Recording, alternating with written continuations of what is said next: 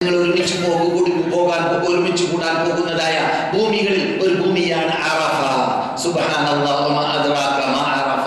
അല്ലാഹു സുബ്ഹാനഹു വ തആല നിർബന്ധം ആ അറഫ ദിവസത്തിൽ മുസ്ലിം ലോകമാസകലം നിങ്ങളോട് കൂറുകാട്ടാൻ വേണ്ടി, അഥവാ നിങ്ങൾ ചെയ്യുന്ന അമലുകളോട് കൂറുകാട്ടാൻ വേണ്ടി അവരോട് നോമ്പ് പിടിക്കാനുള്ളതായ നിർബന്ധം.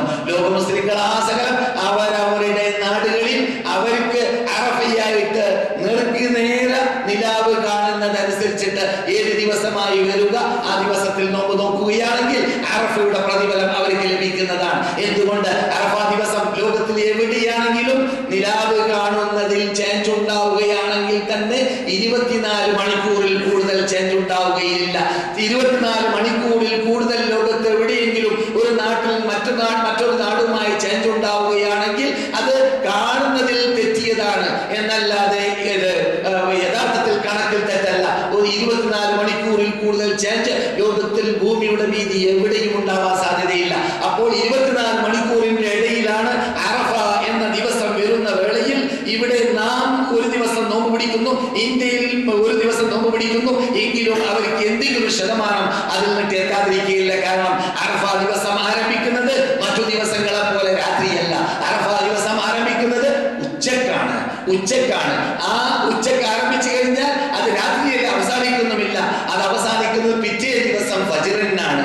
അറഫ ദിവസം തുടങ്ങുന്നത് ഉച്ചക്കാണ്, അവസാനിക്കുന്നത് പിറ്റേ ദിവസം ഫജ്റിനാണ്. അപ്പോൾ നാം ഈ 24 മണിക്കൂറിനിടയിലുള്ള വല്ല ചേഞ്ചുകൾ ഉണ്ടായാൽ അവിടെയെല്ലാം ലഭിക്കും. ഇനി ലഭിക്കട്ടെ ലഭിക്കാതിരിക്കട്ടെ, ഒരു കൽപ്പന അങ്ങനെയാണ്. എന്ത്? ഓരോ നാട്ടിലും ചേഞ്ച് ഉള്ളതായ നാടുകളിൽ നിലാവ് കാണുന്നതനുസരിച്ചിട്ട് നോക്കിയാൽ മതി എന്നതാണ്. അതാണ് ബഹുഭൂരിപക്ഷം ജുംഹൂറുൽ ഉലമ പണ്ഡിതന്മാരുടെ നിഗമനം. അല്ലാത്ത പക്ഷം നാട്ടിനനുസരിച്ച് ഇവിടേക്കുള്ള അറഫക്ക് അനുസരിച്ചിട്ട് നോക്കണം എന്ന് വെക്കുമ്പോൾ നിലാവ് കാണുന്നതനുസരിച്ചിട്ട് പടിഞ്ഞാറ് ഭാഗത്ത് ആൾജീരിയൻ പോലത്തതായ മൊറോക്കോ പോലത്തതായ നാടുകളിൽ 4 ദിവസത്തിൽ നോമ്പ് പിടിക്കേണ്ടി വരും. അത് ഹറാമുകാരും. അപ്പോൾ അങ്ങനെ വിധിയിൽ പറയാൻ നമ്മളെ കൊണ്ട് സാധിക്കുന്നതല്ല. അത് ഇവിടെയുള്ള കുറെ കടലാസുകളിൽ കാണുന്ന ചോദ്യങ്ങൾക്ക് മറുപടി കൂടിയാണ് നിങ്ങൾ ഈ കേട്ടത്. എന്നാൽ ഹാജിമാർക്ക് നോമ്പില്ല. അറഫയിൽ ഹാജിമാർക്ക് നോമ്പില്ല. റസൂൽ നോമ്പ് പിടിച്ചോ ഇല്ലേ എന്നറിയാം. റസൂലുള്ളാഹിയുടെ ഭാര്യ മൈമൂനയോ അല്ലെങ്കിൽ അവർ കൊടുത്തയച്ചതായിരിക്കും അവരുടെ അനുജത്തിയോ എന്ത് ചെയ്തു?